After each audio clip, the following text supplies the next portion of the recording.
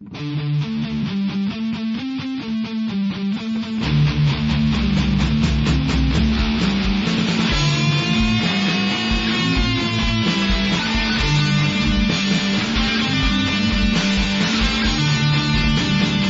Lands Could Kill, featuring Night City, Ryke, Samhain Crow, and Hot Sauce.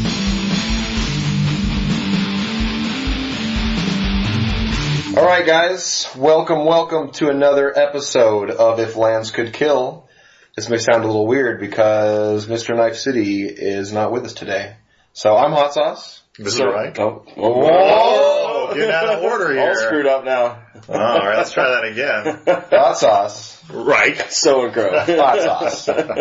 Gotta finish with hot sauce. Yeah, I always have to finish with hot sauce. So yeah. I'm not finishing hot sauce. Someone got it, not me. There's only one unfortunate person that finishes hot sauce. The only person. I feel bad for her. And two dogs. What's that? And the dogs finish you off, don't they? No, they don't. I never finish. No. So, anyways, moving on. Today we will be talking about the SCG Invitational, and we have some new evergreen keywords that are now going to be in the MTG universe forever, rather than just being some mechanics that spurred up in a set or two. And besides that, we have what do we got? Oh, we got a little bit of little shitty spoilers for Magic Origins coming out. They have like some intro sets or some shit. Yeah. We'll discuss it shortly. But let's kick it off. Knife City's not here, so his week was Pretty substandard. yeah, a girl with a broken hand or some shit, and Torn apart from a doggy. Yeah, I heard about that. I didn't know from what dog happened. injuries. I was asking when I... Yeah, She made the mistake of getting between two dogs fighting, two big dogs fighting. Yeah, that's not a good You gotta idea. blast them with water or do something different. Besides put your hand in the middle. You can't Poochies do will that. fuck your hands up for sure.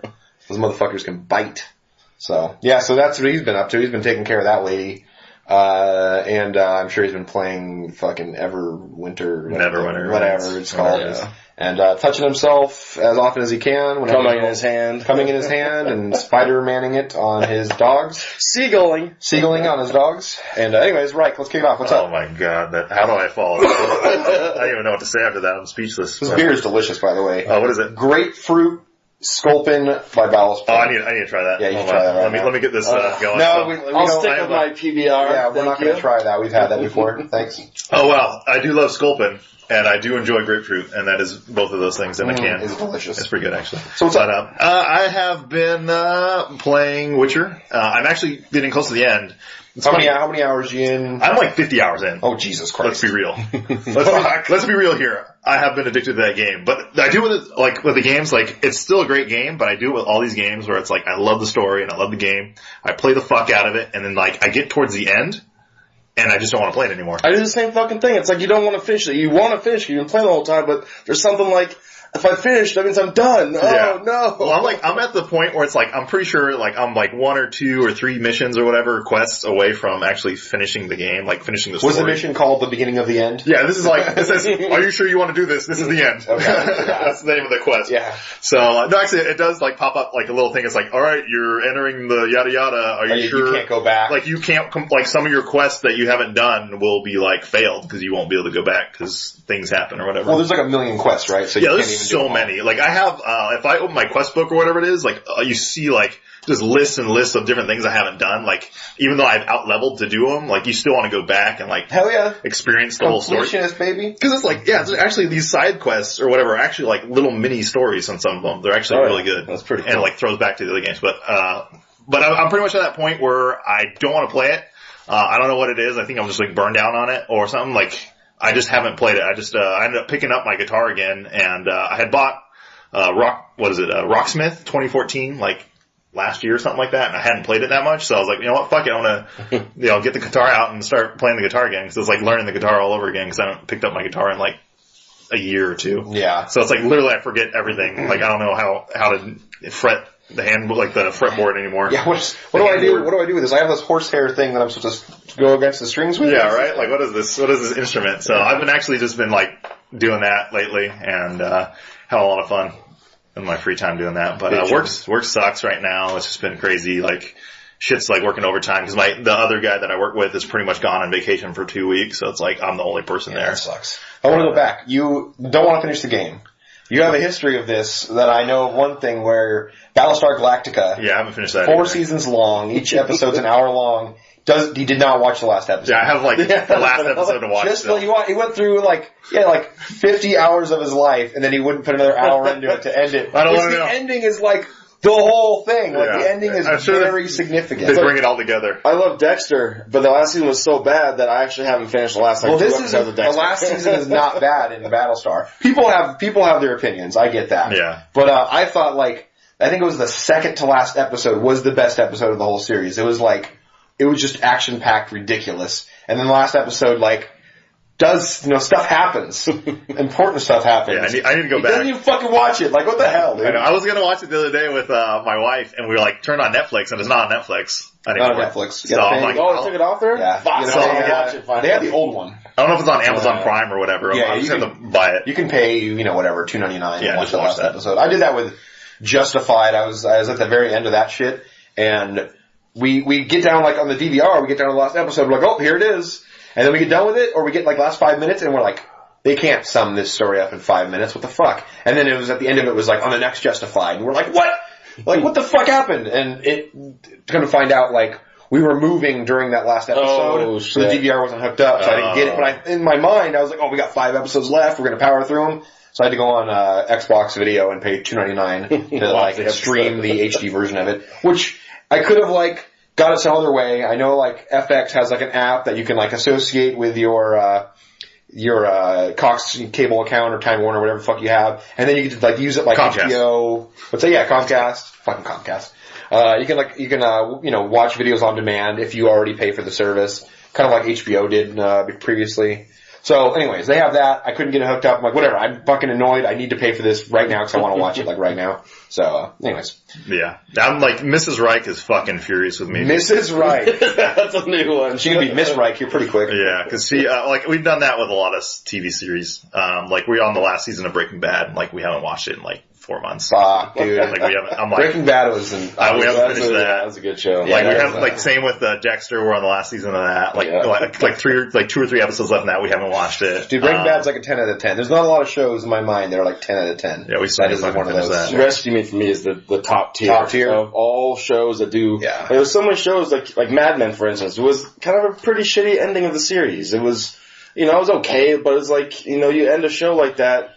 How do you end it? It's very difficult. If I never see the last season of Mad Men, I'm fine. I'm completely over that show for some reason. That last season is not that great. It is what it is. But Rescue Me, it almost starts at the beginning as it ends. Not really, because when the first episode starts, you see Dennis Leary training some new recruits. Right. And then the last episode, the last scene, that he's training recruits. Spoiler alert, by the way. Well, it's not giving anything away. It's not giving anything away. Because the story's the whole thing. The ending doesn't. But it's just kind of but that's just a tip of it. But there's so much more to it. It wraps up everybody's storyline. Right. Everybody goes well. You walk away from it in joyful tears kind of thing. And they do a really good job of the end of that show. Dude, endings are super fucking hard to get right. And that's why, endings are the most important thing for me in movies and all this stuff where a movie could be very good and then it has no ending and you're just oh, it's rough. It's fucking rough, dude. Yeah, I'm choked up right now.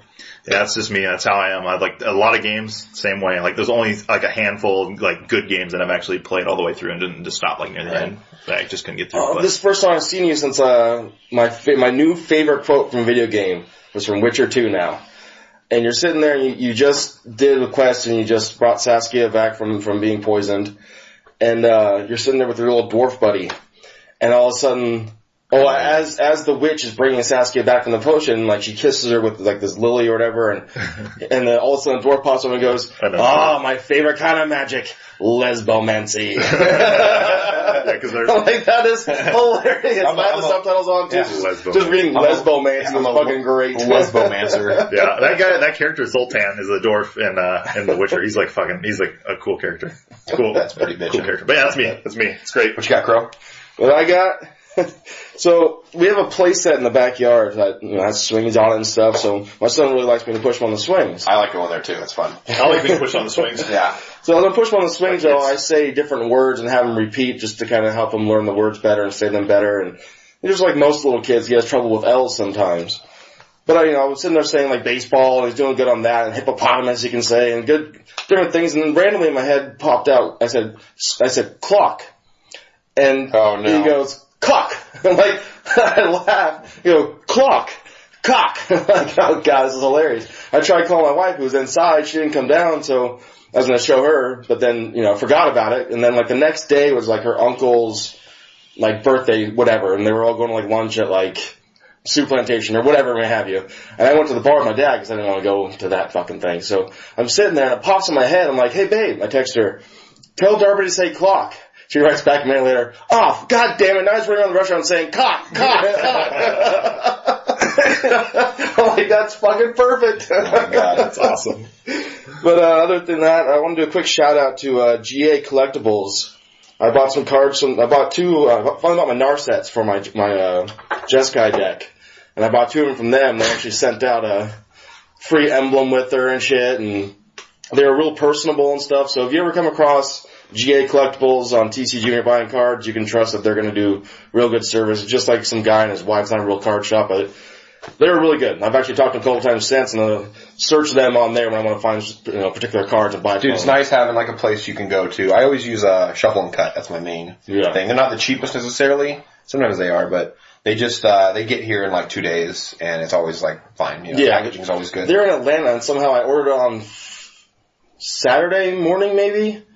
And then I get, like, they're like, oh, Monday morning, or like Monday afternoon, they send me a message saying, hey, thanks for ordering from us, and all this list of blah, blah, blah, and I just want to let you know, here's the tracking number for your order. I'm like, oh, cool, thanks, but they came today already. They're like, holy shit, they're there already? I'm like, fucking A, they are. Yeah, that's awesome. And they came with top loaders, with cardboard taped around it, in a bubble wrap as well. I was like, oh my god, this was like the best packaging ever for Planeswalkers and cards in general, because they can get bent. I've had all for shit. Foil charging badgers. Yeah, no, like 5 cents worth of cards, it costs 30 cents worth of packaging. Thank you. So, other than that, just hang with my son. Want to give those guys a shout out. Bitchin'. On the Pottery game still, all that kind of jazz. I did some more tweaks to my Narset, to my Jeskai deck for my Narsets in there, and I've now since realized that even though I really wanted to play with Calvin Skulker in that deck, I took them out and put in Monastery Mentors, and the deck is just such more of a beast now. It's just stupid popping out all these monk tokens with all my instant sorceries, and then Narset to add to it, and rebounding, and fucking tokens and prowess galore of you're fucked. Yeah, I had to splurge on one of those things because I'm just now grasping that is a powerhouse, and if you play a lot of instant sorceries, you're playing any kind of control shell whatsoever in those colors, like that's a beast. Yeah, I'm only playing 7 creatures, the rest all activated. That's your siege Rhino for Jeskai, that's a beast, so. That's what I've been doing. What you been up to, Hot Sauce?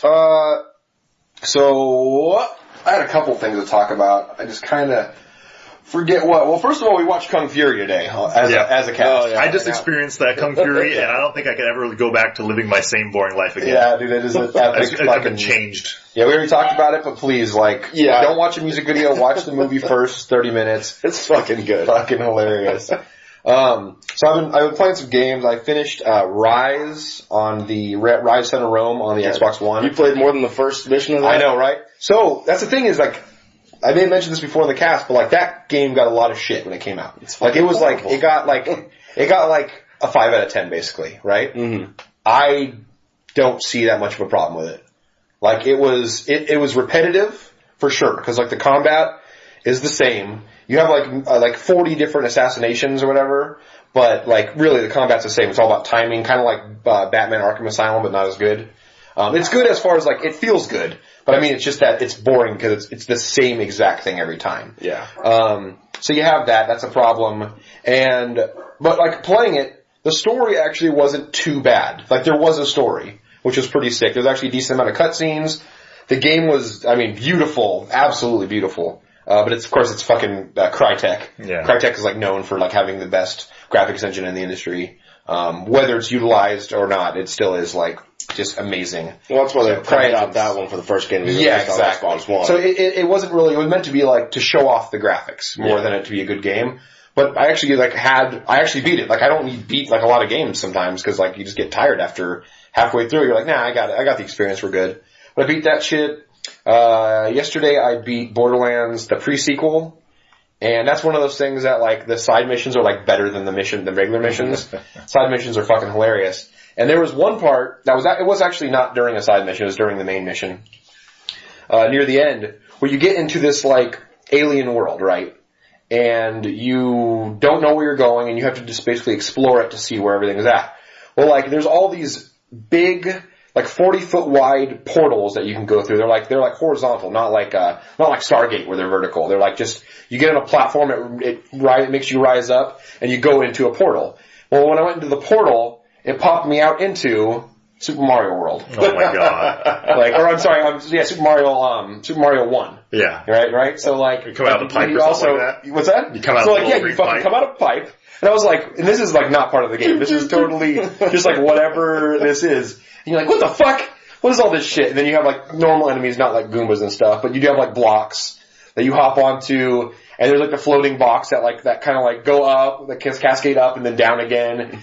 And so I'm doing all this shit. I'm like, this is hilarious. Like, it's absolutely hilarious. Then you kind of recognize where you're at. What it is, it's the second level in First Super Mario. Okay. The one, the underground one? Mm-hmm. Yeah. So, like, to escape, you have to do the secret in that level, which is go up to the top, you go across you break the brick. Yeah. You go on top of the level, and you run down to the very end. Feet running. Yeah. That's it. You run down to the very end, and then there's 3 pipes. Yeah. Do you guys remember the 3 pipes? Oh, yeah. Which pipe do you go into? Do you remember? I don't know. Like the I totally remembered, and that's how you beat it. Fuck, what was it though? Was it the... There's 3 pipes. No, I know, but which one did you go in? So, like, you can go in all 3, and they go, like, one of them will drop you off in, and this is in Mario. The middle one will drop you off in, like, worlds, like, 2 and 3 or something like that. Mm-hmm. Next one will drop you off in, like, 3 and 4, and then the very first one, the farthest one away from where you actually come in. Because when you enter that, like, little zone, you have to go from, like, the back. Mm-hmm. You don't, like, it doesn't drop you in the front, and you have to go across drop down, and then you have to backtrack to that first pipe. So when I saw the room, I was like, it's the first pipe, right? I'm like, this is what Super Mario told me. It's the first pipe. So you go in the first pipe, and then it drops you, and then it shoots you off to the next part of the mission. That's awesome. And I was like, so I didn't do the other 2, so I don't know if those actually take you like back or something like that, and like make you have to do it again or something. Yeah, something bad.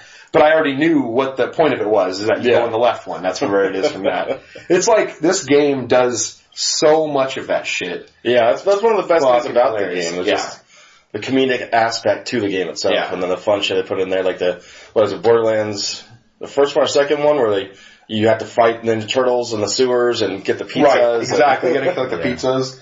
There was another part in this that, once again, I may have talked about, because I talk about things a lot, over and over again. There was a part where you have to go find a new like species of animal or some shit like that. So you have to go into a trash compactor. And so you go down like through this like whole industrial area, go into the trash compactor, and then out pops from the water a monster, like in Star Wars. But even better, it's got the hat from Meg from Family Guy on it. and then the thing pops up and it says "Kill Meg." Kill Meg. And so like if you watched what is it called? Blue Harvest, the Family Guy episode where they made fun of A New Hope. That's in that, where like Meg was not a character in that except for the trash compactor monster. And so you have to kill Meg in this thing, and it wears a little fucking maroon hat and all that shit. God, that's awesome. It's like they do all this stuff over and over again, and it's just perfect. They really nail like the Easter egg, part of a video game. Yeah, my birthday's coming up. That's one of the games I plan on asking for. Just super good, dude. Yeah, Steam sale. Well, Borderlands 2's better, but I mean, because like the story's just like better. The story has a good story. The story is like better than Borderlands 1, because Borderlands 1 had no fucking story at all. But, I mean, it's not, like, great. It's just good. But the second one, I thought, like, overall, like, just, it was good. It was very good. For a reason, I really enjoyed the first Borderlands more than the second one. Oh, really? I don't really know why exactly. I can't put a finger on or explain. My theory for all that stuff is just that it's the first one you played. Like, you're always going to love the first one. Even if the second one's better in every way, for some reason, like, you got introduced to this first one. Like, you gotta like that. Mm-hmm. Only thing that's not like that is, like, Mass Effect. Mass Effect 2 is way fucking better in every way than Mass Effect 1. I think part of it pissed me off. Like, the same reason why I still, at this point, have boycotted watching The Walking Dead. When they started doing the half-season finales, it just really pissed me off. It's like, you're just fucking yanking us around. I'm gonna watch the series eventually, but I don't watch shows on TV weekly anymore. I started doing it again for that show, and I self-made a fucking half-season finale. So now I'll watch them on Netflix here eventually all the way through. But just like with that, with Borderlands 2, like I bought the pre-pass and the season pass and all that shit. So then they finally drop in the chick character, Or was it the robot? No, it was the chick. She was like the Mechomancer or whatever. Yeah. So they bring her in, fucking a month or 2 months after it's been released, so I'm already pretty leveled with my fucking one character, but I really wanted to play as her. Yeah. But at that point, I was just fucking annoyed that I had to go all the way back to start at that point, and I was like, well, I haven't finished the game with the other guy, but I want to play as her. That game wants you to do that. That's the thing. That game wants you to put in as many hours as possible because they want you to play as each character. They want you to hit like max level in each character. Like, that's just, I don't know, that's like their bag. That's what they want to do. They just want the player to do. And I'm with you on that. Like, I just want to stick with like one character, maybe two. I'm not interested in like testing everything out. Even though like it's a whole new experience, I just, whatever. I got Borderlands pre-sequel like after, basically it came out on the 360. I got it on the Xbox One as the Handsome Jack collection. And when you get that, then you get all the downloadable content for free, or, included in the package. Yeah. So, like, the downloadable character I got, this is who I played as. I didn't play as the first four. Yeah. I just went straight to a downloadable character, which was a doppelganger for Handsome Jack. So, like, you are Handsome Jack, but not really. That's part of the reason why I waited for it on this one, because I knew that same kind of thing was going to happen. So I was like, instead of getting pissed off about it again, I'm just going to wait till the whole package is together, then I'll get it, and then I'll be the character I want to be. Without being annoyed having to go backwards. Yeah, it's kind of how it works. Yeah, get it though. Xbox One, it's a good game. I mean, it's really fun. So, other thing is that Mr. Ryke here, Mr. Buddy, my best friend ever, he's selling me a car on Wednesday. Or, that's what I'm hoping. But, whatever it comes down to. So, I'm selling my car on Wednesday. So, I need a car. And now that I'm knowing I'm going to have this car, I am online like all hours of the day looking at car parts because I haven't had to like look at car parts since I was 17. And so it's been like 11 years of the excitement of eBay and looking at all the different parts and prices and evaluating like, do I go name brand? Is it important? Like it's just a piece of metal. Does it matter if I get it from so-and-so company? Oh, okay. But if it's a intake, you have to get it from a better company. Like there's all kinds of things that I'm looking at. Do I have to replace this? Do I have to replace that? I'm looking at like body kits. Not like body kits like fucking gay ass body kits. I'm talking about like a slim lip spoiler, kind of like what an M3 would have, and like a front lip spoiler and the tail lights. Do you still have those tail lights? You sold those things, right? No, I don't have those. Gotta buy those tail lights. Yeah. Gotta do that. Those tail lights are like 600 bones. Yeah, those got off. They are like a necessity for a 240SX, which is the car I'm buying. So getting those, strut tower bars, fucking lighting kit, like the. So you're trying to save money by selling your car now, but now you're gonna not save money. Well, no, I'm still gonna have money left over, and I'm also saving my car payment because it's gonna be paid off. But like the car, like needs work. It doesn't. Like, it runs fine, but it needs like TLC. Needs a lot. So I'm gonna like get the aero kits on it, aero pieces on it. Then I'm gonna get it painted. Then I'm gonna change your fucking exhaust. I hate your exhaust. Yeah. He has like you don't like the single tip. Yeah, he has like the big single tip Bart can exhaust, like the 4-inch tip. And like, I just can't stand looking at that, so. 4-inch tip. 4-inch tip, bro. Maybe it's like 5 inches. Maybe it's like 10 inches. I don't know. It's huge. So that thing's gonna get cut off, and then on will be like a stock looking dual tip. Suspension's already done, so we got suspension on there. I just need some bracing for the structure. This is all just car talk. If everyone can just tune out right now. Yeah, right. I'm just excited to talk about it. It's been a while since you. I'm really excited to tinker, man. I got like all kinds of ideas. The car, at least. To do with it. I'm not going to do anything like too performance oriented. It'll all just be like getting it like looking good and running well. Yeah. And then after that, like, if I decide to buy a new car, okay, fine, then I'm not going to put any more money into it. But if I decide to keep it because I really like the way it's going, then fuck it, I'll get that monthly payment that I would be paying and just throw it into car parts. And have a dope ass 240SX. 1991. It's a beautiful, beautiful thing. I'm gonna get it painted red again. Just a lighter color red. Yeah. It's got like a burgundy. Yeah, I don't want burgundy red. I want I'm gonna go into like fucking Mako because I don't care about how it really looks. I'm like, hey, just give me red. Just give me like normal red. Some kind of red. Some shade of red. Yeah. So I think it's gonna suck, but I mean like the car is like old and like. Well, it's all get the 50s cherry red, man. Well, yeah, I'm gonna get that. Originally when I was gonna do it, I wanted the candy apple red, which is totally dope. But then it will cost like double. Yeah, it's like super expensive. I was gonna do it myself. Oh, okay. My father and I. Oh yeah, you had the we have all the sprayer and all that stuff. Yeah. But we never did it. So yeah, I'm excited to like. I'm really sad. I have a newer WRX right now, and that's like a very hot item right now. So I was able to get a fair price for it because like the car is like super in demand right now. When I went down to so-and-so dealership, I got to test drive a 2014 BMW M5, and that's like a $90,000 car that has 560 horsepower and a V8 and 2 turbos, and it is really fucking fast. I had like 11,000 miles on it. But they just said, like, test drive any car in the lot if you want to while you're waiting. I'm like, okay. So they had like some C63 AMGs, which are like these Mercedes V8 rear-wheel drive monsters, and they had like a bunch of like Infinities, and they had some Porsches. They had like a Porsche Panamera. They had all these fucking awesome cars that I was like, oh my god, I get to drive anything. And then I saw this like perfect light blue M5, like it's like a really like long, large sedan that has, like I said, all that power, rear-wheel drive in the back. It's like a 7-speed paddle shift, a true paddle shift, not an automatic with fucking little like plus and minus signs and shit. So much so that when I was in first gear in manual mode, like if you've driven the clutch, you've driven the stick shift, if you don't take off right, it does like a kind of like makes it jump and jitter back and forth. First gear, this did that. It's an automatic. Really? That like if I didn't like hit, I pushed the gas in like too fast and then put my foot off of it, and it was like like shaking the car like crazy, like a manual. Yeah. Because it was like a true automated manual. Very. I was like, oh shit, I'm sorry, I'm breaking the car. Sorry, blew out your clutch. Sorry. Yeah, it's pretty fast though, pretty fun. So that's enough of me. It's just very exciting times. Yeah, very it's gonna be good. It's gonna be good. Moving on. What do you guys want to discuss? We got Magic Origins. We got Evergreen. Shitty spoilers real quick. And spoilers. Here we go. It's not really spoilers. Spoilers. I mean, Yeah. The one I've seen all these cards before. Yeah, so... Well, the new Mythic is you haven't seen, but it's shit. Yeah, exactly.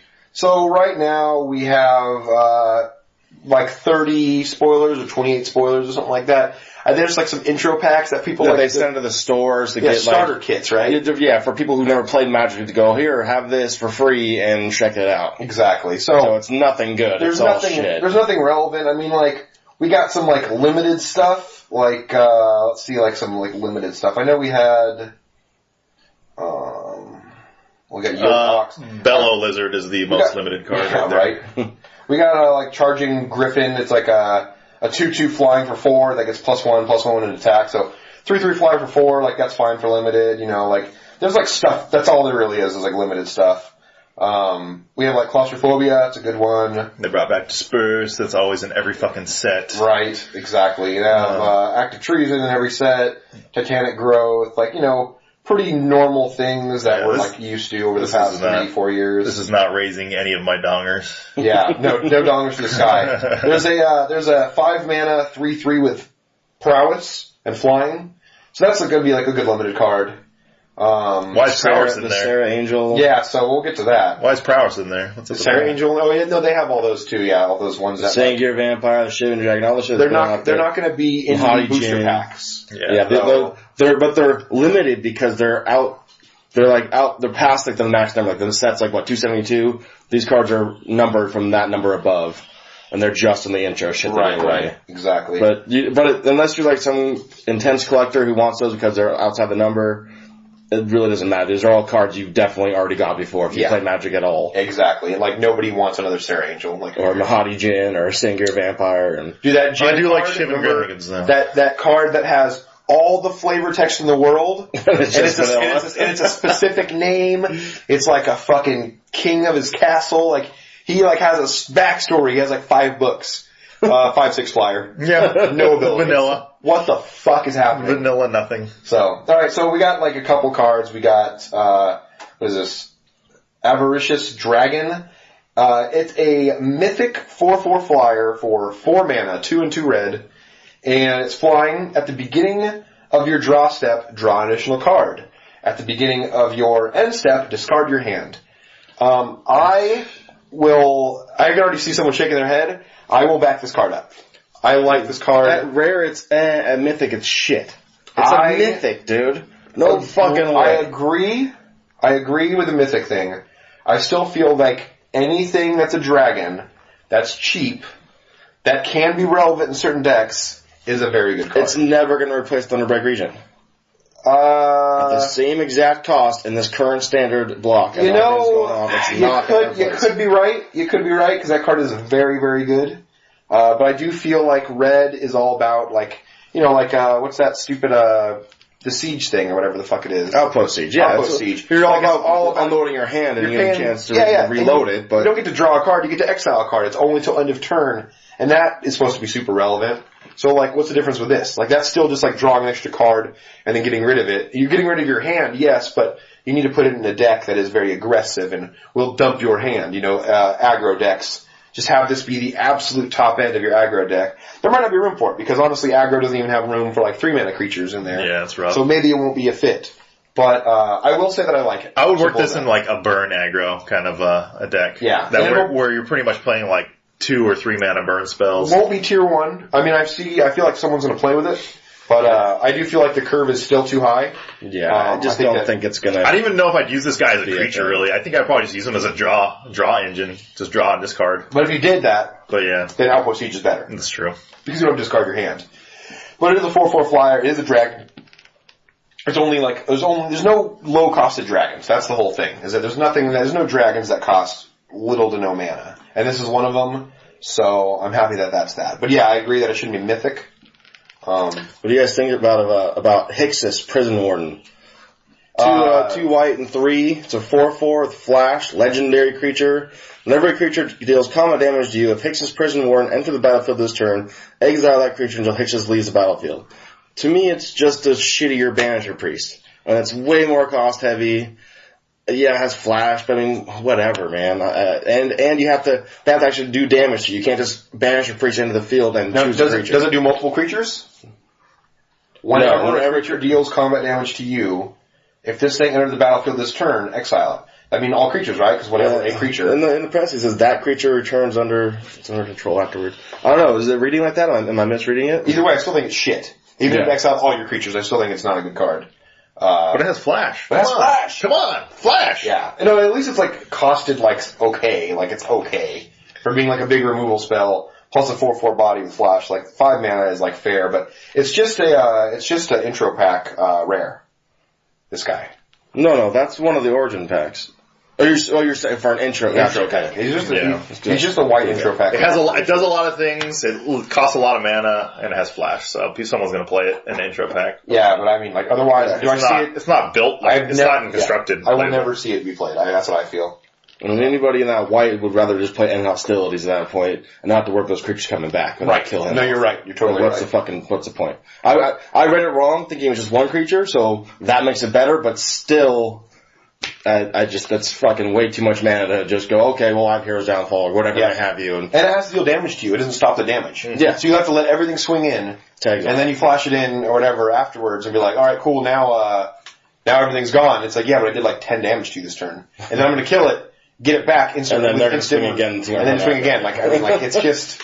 It's like a fog effect. I mean, like, but not even. It's not even a fog effect. Yeah, because you're getting... Yeah, I don't even know what it is. It's fucking shit is what it is. You drop it, and then when it's still your turn, they still kill him, and then on their turn, they still swing back at all those creatures again. Yeah. Unless it's tokens, then they're just gone. It's gonna be funny if they knew it was in your deck, they see you have the mana for it, you attack in, you're all open, it's like, they do the trick. So the whole time you knew it's coming, now you're like, well, that's why I saved my Hero's Downfall, so I can just kill it, get it back. His card literally did nothing with all its flash and ability and all this nonsense.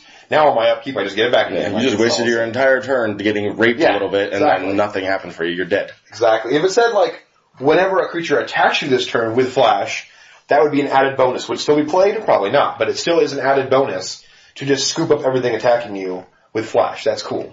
But no, this is... That's a blue effect, an Aether Spouts kind of effect, though. And white doesn't have that kind of thing. But still, I don't even... Does white require damage dealt to you? That's, like, silly. Yeah. I mean, there's a couple cards I know that do, but still, it's like it's silly. Yeah, I mean, Spirit Helioid, it has to do damage to you to be able to exile that creature or kill this creature. If you were, like, top deck mode, and, like, your creature was, like, or your opponent was gonna, like, kill you, this could, like, save you if the text read the other way. Yeah. Now I can't even say that you draw, you're like, oh shit!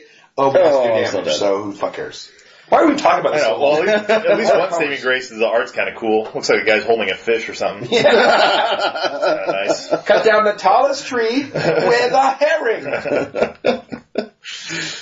Fuck that card. Yeah. Anyways, we got Liliana. We got that semi-confirmed Chandra.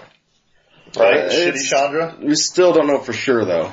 Yeah, like I said, I'm going to say it's confirmed. Chandra will forever be bad. It probably is. Chandra will forever be bad. Even like she's a badass character and like the story and everything, but she will forever be bad. I don't want to talk about it, so you guys just look it up. Chandra. It doesn't matter. Exile something, play something, do something else. It's also, I wanted to say the Mana Source. They are a YouTube channel that I like to view from time to time, and they are spot on with their information. They did a lore about Chandra. Like, I guess Wizards is releasing, probably on like MTG Salvation or something like that, every week up until the new release. Each week is dedicated to one of the Planeswalkers, one of the 5. And so they have like a story that they're telling about Chandra this week. And like, I watched it. I'm not a lore person, so I'm not going to talk about it, but I say go to Mana Source if you're interested. They have a sweet video that really sums it up without having to like, do a bunch of reading and trying to like decide what means what. You can just listen to it, get the whole grasp of it, and move right along. And then next week they'll probably have like fucking Nissa, and then after that they'll have whatever, Liliana, blah blah blah. But shout out to Mana Source. They provide good content on the web, so I do enjoy them.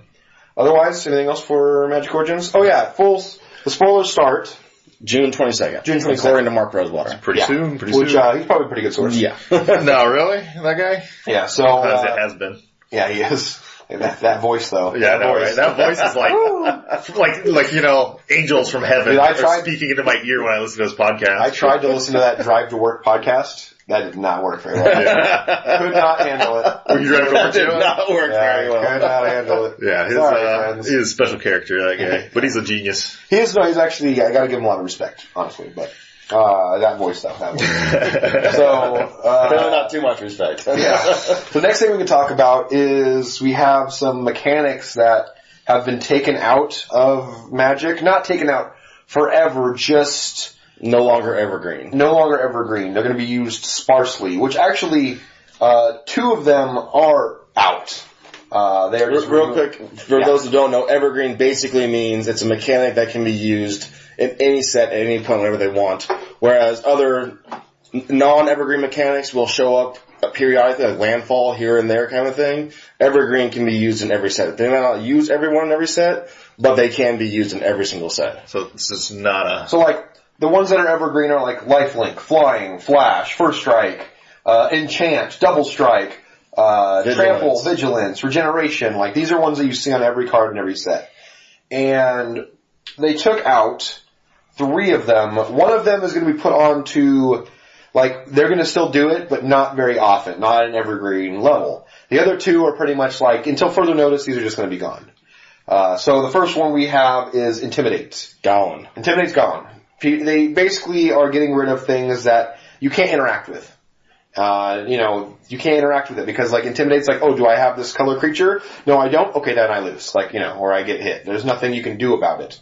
So, but they are getting rid of Intimidate, but kind of replacing it with a similar deal, but where it can still be interacted with, and that was called Menace. Yeah, exactly. So, target creature cannot be blocked unless it's blocked by 2 or more creatures. Right, which means that it does have an Intimidate flavor to it. It wants to be unblockable, but there's a stipulation. Intimidate had it. I really like Intimidate, though. That won me many a game. Yeah, it does, but it's not fair.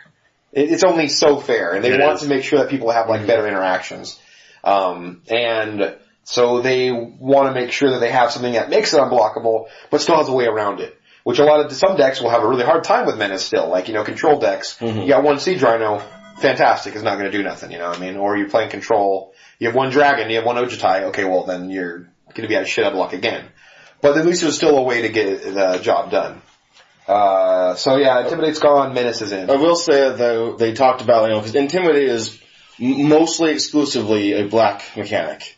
It does black and red. It does show up in other ones, but that's the point. No, it's just black and red. Well, that's what I'm saying, black and red. But I think Splash is red. It's mostly about black. Right. So Menace, again, though, is going to be mostly black splashing red. Correct. Yeah, exactly. So it's taking away the black mechanic, but then giving it a different version of that same mechanic. Are they getting rid of Protection?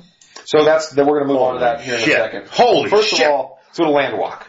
Everyone's seen, like, Island Walk, stupid too. Swamp Walk. Forest Walk not so much. I mean, it's like elf stuff probably, but basically Island Walk's the biggest one where like if you control an island, then guess what? That creature's unblockable. You know what I mean? And blue has that stupid 2 mana, 1 in a blue enchantment that enchantment aura. Scouring Seas. You enchant a land. It becomes an island, and you get to draw a card. So like, you draw a fucking card, you get something to have Island Walk. Like it's just a menace, and nobody likes that shit. So they got rid of Island Walk altogether. They're like, this is just, what do you do? Like not play your island? You know, that's not playing. You know, I know like the Magic people from Wizards, they want people to play Magic. That's the whole thing. They want people to like play their cards. They don't want to have a lot of mechanics that just stop them from playing Magic.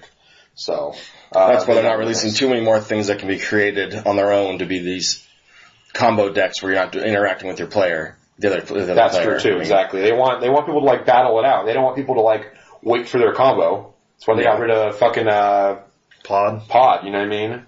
So Pod just allowed you to find your combo a lot easier. But it's still like that's the point that you're playing solitaire and they want to avoid that. It's a tutor you get to use every turn, and it's an enchantment that they can hardly kill. Like it's going to stick around, and you got a sideboard for it. It's just like a pain in the ass. That deck is still even now that I have Anathensa, the Podless Pod thing is fucking good. That deck is still amazing. Yeah, well, it plays all good creatures and all good stuff, so it's like. Yeah, even without Pod, it's not that bad. It's still super good.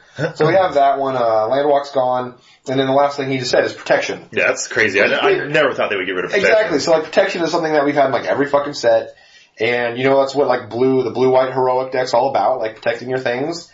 When they target it, you just like give protection from black, boom, can't kill it, move along, or protection. Are they getting rid of that protection, or are they like for a turn, or are they getting rid of protection the keyword, the natural protection, the all protection? Yes.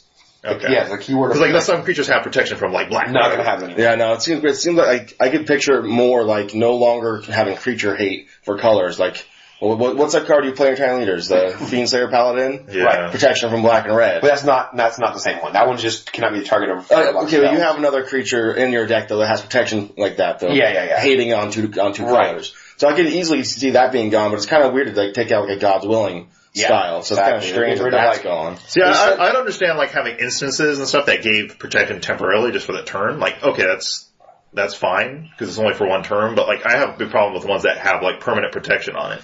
But I mean, I guess they're getting rid of all protection. That's crazy. Yeah, it says right here there are 273 cards that have protection. Yeah. In previous, throughout Magic, whatever. So that is the one that's with a grain of salt. That one is still going to be in Magic. It's not gone forever. Okay. It's just going to be used a little bit here and there. Okay. It's like maybe like 1 card a set. That's it. Okay. They're not going to be having it like 5 cards a set with protection.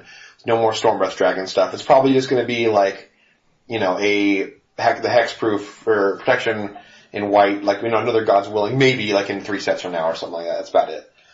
So we have those 3, and then they also introduced, Sid Menace as an evergreen one. Now that's going to be seen forever, or until they change the lines.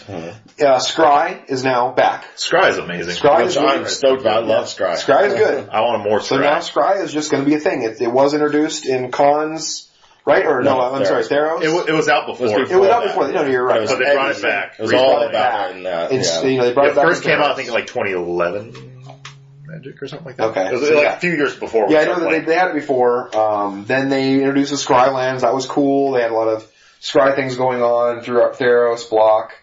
And now it's just going to be seen. So they introduced like a lightning bolt with Scry for 4 mana, which like who cares? But that's limited. Other than that, it's limited exactly. But I mean, it's still like I like Scry too, so I'm down. Yeah, it sounds like a simple mechanic. It doesn't need a special set. It's just Scry, little old Scry. It's just getting your cards in a row and getting better draws, and Scry's just good, man. It's universally good. Yeah. So the last thing we have is Prowess. Prowess, I can take this one, take it or leave it. I don't know. I like it. I like it too, but I don't know if I want to see it in every single set. But that's what it is. Now we have it now. It's evergreen. I'm a fan of it, man. I hope that it's so obviously there that with creatures like Seeker of the Way and Monastery Mentor, where it does more than just the +1/+1. Like it's so obvious they can add more things to it. So I don't want to just see a ton of just basic prowess. Obviously, you can only do like the extra effects so often on certain creatures, otherwise it'll be too powerful around the board. But I want to see that more than just on like those couple creatures. I want to see that more with prowess. Yeah, that's exactly how I feel about it. Prowess is like just fine, like limited mechanic especially. That's like a good thing. You can surprise people. It's like a trick sometimes. Instant speed, on the stack. But yeah, like you said, man, I just want to see pumping out monk tokens, gaining lifelink, like gaining other things. I hope like prowess will have a lot more, 3 creatures a set or something that have another interaction with prowess. Yeah, something. When you cast a non-creature spell, blank happens. I want that more than +1/+1. So, totally with you on that. Yeah, they could, on blue, it's going to be really simple and easy to just go, when you activate prowess, tap target creature. I mean, that seems pretty not over the top, not overboard, and pretty simple of a thing they could do on certain blue creatures. To me, I mean, that's just something like because you can't have things like be so over top, like the Monastery Mentor tokens popping out monks that also have prowess. I mean, that's pretty. That deserves to be mythic because that thing is ridiculous. Yeah, so I mean, you can't do that on a bunch of different creatures. You have to be sparse with it, but just a basic one like that, it seems like it'd be easy to put on a creature or two for blue. Fair enough. Without it being overly good. Yeah. So, anyway, that's pretty much it. Like, let us know what you think. Whatever. It's stuff that happened. Whatever. It has to happen. You gotta deal with it. This Magic's always changing, and this is another one of those things. Oh, God. Yeah. It's never changing game. Exactly. So, if anything else, we can move on to the SCG Invitational in Columbus that happened, like the June 9th and 10th or whatever. And it recently happened, yeah. Yeah, Naya Dragons took it home. Ali, what is it? Ali Eldrazi. Yeah, Eldrazi. Ali Eldrazi, took it home with a Naya Dragons list, which honestly is fucking rad. Well, that's the standard one because that's the standard one. They had a modern one too. Right? Yeah, well, the finishing, the finals was in modern. Right. So he won it with Tron. Right. He with green red Tron. Green red Tron. Yeah, but I'm more of a standard person. I understand, but the envy they had was a combination of modern and standard. True that. So the finals and came down top 8 was all in modern. Tron actually won. Tron won against Amulet Bloom deck. Yeah, Van Meter was kicking ass the whole tournament. Then I think he was undefeated, then lost like 3 of his last 4, and then still made it to final 2, and then just couldn't turn it around. This is what happens when you get rid of Pod. You see Tron. Tron. That's a good movie. I like Tron. I like movies. I like the new Tron, actually. I like both of them. They're both good. First one's amazing, but the new one's actually pretty good. I haven't seen either. No, they're good. Tron's good. Tron. It is. I know what it is. Red-green Tron, though. Yeah, red-green. They didn't have any red-green in that movie. There was a lot of blue and There's orange. a lot of blue and white. That's all that was. A little bit of black. Wasn't there yellow? Maybe. More like the cars driving, really like yellow streaks. I don't think they had yellow. I think they were like green and... I didn't see it. I'm fucking around. I don't know. Something. They were... So what's this Naya dragon? Yeah, let's move on from fucking Tron. Yellow's a terrible color. We don't what kind of dragons are they? Naya dragons. All the dragons? 3 Atarkas, 3 Dromokas, and like, what do we got? Hidden Dragon Slayer, which is pretty sweet to destroy. It's lifelink morph guy that destroys target creature, power 4 or greater. When it megamorphs. When it megamorphs, and then fucking Whisperwood just when it morphs, when it flips, because Whisperwood Elemental can manifest it and then flip for 2 instead of 3. Because whenever it flips, it just does it. Okay, that's true. But yeah. But in generalities, I mean... It doesn't do it when it enters the battlefield. Yeah. So yeah, we got like 4 Whisperwood, which fuck yeah, Whisperwood is amazing. Like, getting to sack that shit and just manifest everything anyways when you like have a sweeper, It's fucking rad. 2 Xenagos, God of Revels. I'm surprised to see him play. Yeah, but Revels. that adding the mana and shit too when they're ramping up is just... That 16/16 haste flyer, dude. It does 5 damage when it comes in. Like, that's a hell of a thing. And then Dromoka swinging for 10 lifelink. And you can't cast spells on the turn, and it can't be countered. Like, that's big old fucking swing. So you have, you got Xenagos in there. 1 Ajani Mentor of Heroes, and then 3 Xenagos the Reveler. The Reveler's the best. Reveler is like, it's in this especially because you need that ramp. Mm-hmm. Oh, that's enough. I think you're talking about him at first. It's the God. The God is different, yeah. Yeah, the guy's got both. It's got Xenagod and Xenagos. I like Xenagos. Yeah, Xenagos is good. I mean, I saw Frank Lepore play, did some videos online with it, and the fucking thing did all the work ever, dude. Even against mono red, aggro. Just swept. Well, Xenagos the Reveler is just good because not only do you get the ramp if you need it, but you also get the +0 ability. I really like the +0 ability, especially an aggro decks where you get a 2/2 haste satyr token. Mm-hmm. That's my favorite. I don't even know what the ultimate on this guy is. I don't even I don't think I've ever even read it. I've never used it. Exile the top 7 cards of your library. You may put any number of creatures or land cards onto the battlefield. Yeah, it's like whatever. Okay. Who cares? Yeah, you're all about the ramp or the 2/2 tokens. I'd rather just make fucking 2/2s all day. Yeah. I saw the mirror and they were so stalled out that they both got Xenagos on the field, and the first one, Ultimate, was going to win, but the guy Ultimate and pretty much essentially missed. I think he hit an Elvish Mystic and a Rattleclaw Mystic, and that was it. The other dude was trying to get there, but then the first guy actually ultimated, actually managed to finally get something on the board, was able to take care of his before he could ultimate, so he ended up winning still anyways. Okay. After he whiffed on it, but it was I love ultimates that do absolutely nothing some of the time. Plus in a deck like this, you're gonna have like X creatures. So you hit that and it comes on the field as a 0, so that would suck. So, I don't know, that ultimate seems pretty shitty. But yeah, the +1, +0. Yeah, +1, +0 is super relevant. Like sometimes you're just like, well, I got a +1 and I just gotta what's he up to dragon now? out here. It's still $8. Yeah, he's like $5. Yeah. He's like $5. That's all right. Other than that though, I mean we have like Courser, Caryatid, Mystic, both Mystics, 4 of Elfish and Sylvan, Caryatid, Rattleclaw Mystic. And then $2 stance has like the only spell, the only instant in there. But he swept up, man. This shit was pretty damn good. Besides that, we had like 4 green-red devotion lists for like dragon type stuff with like Atarka, Death Mist Raptors, Den Protectors. No Den Protector this list actually. Really? Yeah, which is kind of strange. Has Whisperwood Elemental also. It's actually like the same fucking list. But instead of Death Mist Raptor and Genesis Hydra and Hornet Queen, you just have dragons. That's basically what this deck is. They're actually like really similar. What is that other deck really splashing white for? Really just the Dragon Slayers? Jamoka and Valorous Stance. Okay. Yeah. So you have 4 of those things in this list. Abden Control got 3rd. I don't even want to look at the list because who cares. Mardu Midrange got 4th, which I just like Mardu Midrange. I do too. I wish for some it did reason. better. So Goblin Rabblemaster, Seeker of the Way, Soulfire Grandmaster, Stormbreath Dragon, and Thunderbreak Regent, and then 2 Kolagon the Storm's Fury, which is a beast when it comes down to it. It's a really nice top draw, especially. 4 Crackling Doom, 4 Draconic Roar, and then the rest of it's just removal packages. 1 Kolagon's Command, which is kind of cool. But yeah, I just like.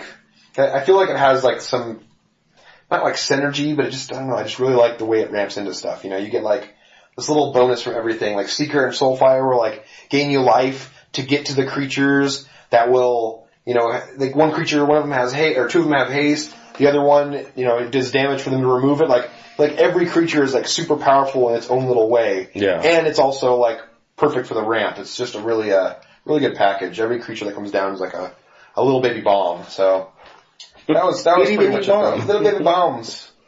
But, and then we had an Esper control list as 6th place. 4 Ojutais, 2 Salomgars, and then removal and dig through times and all that nonsense. Pretty simple stuff. But I just like the Naya Dragons list. Dromoka is like a card that I think is insanely powerful. So I think like the fact that you can't your opponent can't cast spells on your turn, and then against blue it can't be countered, like those already are super relevant. The 7 Booty, it's just fucking powerful to me, really powerful. I was playing my Jeskai list on Moto the other night, and I finally faced somebody else, played against somebody playing Control, which I hadn't played against yet, but I made some of my sideboard for because I was guessing when it came down to it I was going to need more creatures, so I have some Mantis Riders and Stormbreath in there and Thunderbreak in there, just to slide those in against Control. Anyways, game 1 though, I actually got my Narset to 9. About to ultimate in the next turn, and then he drops Dragon Launch Slumguard and ultimates me. I'm like, you're an asshole! God damn it! You gotta be excited for him though, right? I wrote you're a dick, that was fantastic. Yeah, that's the best. No, that's fucking awful. Oh my god. Yeah, that sucked. But then, so we got to game 2, and I sided in all those creatures, and I beat him, but because things were so slow between the 2 of us that we weren't able to finish the match because it was too low on time. Was he playing Crux of Fate? If he was, it never hit me. Okay. I'm just curious, because you got a lot of dragons, so it's kind of nice to have them to go back and forth between the ground beats and then the dragon flyers. Crux of Fate. Well, I don't have a whole lot of dragons. Well, in the sideboard you do. I only have 2 Thunderbreaks. In paper, I have a Stormbreath, and Moto, I have 2 Thunderbreaks. Okay. So, other than that, I brought in 3 or 4 Mantis Riders. Gotcha. Sweet. Yeah. So, I don't know. Anything else you guys want to add? Crazy list. I mean, we're going to make a pretty short cast. Without our little leader, we don't. I know we're running around in circles. Lost. I don't know. We played a 3-player tiny leader deck or 3-player tiny leader game today. That was interesting. That was interesting. Yeah, that was kind of fun. I think it worked out well enough. It worked out. I mean, it's meant for like 1-on-1. Yeah, but it seemed okay. You might have been playing like Commander or something like that if you're going to be playing that. You're just mad about it because you didn't win one of the games. You played 2 of them, and Hot Sauce didn't win one. Ryke each got one. Why is that? Because I know your fucking deck and your true name Nemesis bullshit in there. Could have killed you, Wolf. Or could have killed you the first game for sure. Mm-hmm. Chose not to. I had a card in hand that would have made me survive. You sure? Yes. Positive. Yes. All the cards. I doubt it. Yeah. I doubt it. I always doubt it. So anyways, I don't know. I think that's it. Yeah, that's pretty much it. That's us for today. That's not too bad though. All right, then cool. Well, I don't know. I can't. Episode 40. I'm trying to just go on with it because I don't want it to end yet. I know. There's nothing too much going on right now. No fucking magic shit, you know? It's just the same old magic. What games are we going to be playing in the future? Video games. Oh, I am going to be done with Witcher pretty soon. I'm going to be done with Witcher soon. I'll probably be playing a little more Rocksmith, but I was looking at purchasing another game. I was going to get, I hate to say it, I'm probably going to buy GTA 5 on the PC. Even though I beat it on the Xbox already. No, dude, that's like all the value ever. I think unlimited hours of fun. Yeah, I'm going to play it on the PC, and I think it's going to be even more amazing than it was on the Xbox. Yeah. But I'm still waiting for it to come down because it's still, even though there's a Steam sale running right now, I think the summer Steam sale's going on, it's still like $60. Even because they give you extra stuff or something like that, but it's pretty much still full price for it. Yeah, that sucks. I'm like, I probably won't buy it until it hits like 40. Right. What you got? One of the games I'm excited about is right now you can play it on a computer, you can get it on Steam. It's called shut the fuck up, dogs. It's called Ark. Survival Evolved. I saw. World. I don't know about that, man. I don't know. Man. It looks like it takes aspects of like, you know, having to build your own fortress of like the slight aspects of Minecraft stuff, and then it's supposed to be like the a dinosaur survival open world thing. Yeah. It looks interesting. I'm excited because I think it comes out to consoles next summer, I believe. Oh, really? And then, so for me, like, part of the reason I'm more excited about it is because my son loves dinosaurs. So I'm going to be buying this game, playing it, and having him watch me play the dinosaurs and stuff. So. Hey, look at it! The black man showed up. What up?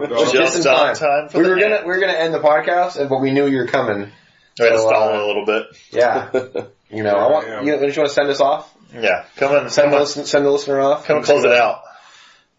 You're a closer, bro. Come on, close it for us. Nothing to say. I don't want to do this. I'm gonna go take a nap.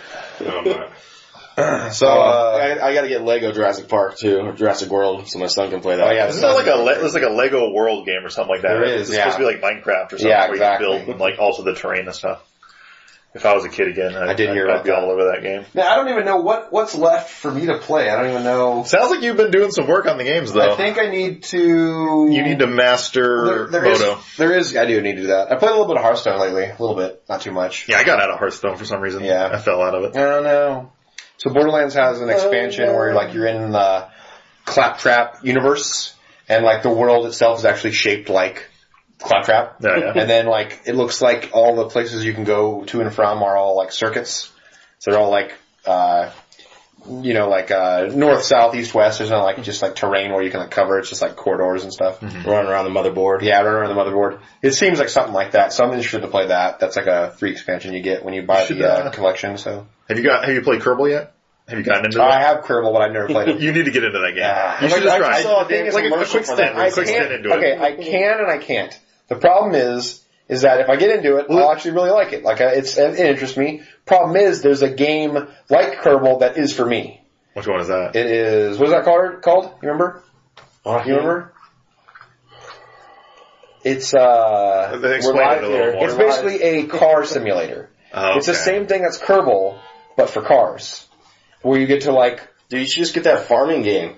Yeah, I didn't get farm simulator. I own a farm simulator. It's Farm Simulator 15 now. Like, I haven't heard about this at all before. I think I own like 12. Dude, what? Europe, I've heard, goes nuts for all the simulators. Yeah, the Husqvarnas and all the different tractors and shit, they're all over that.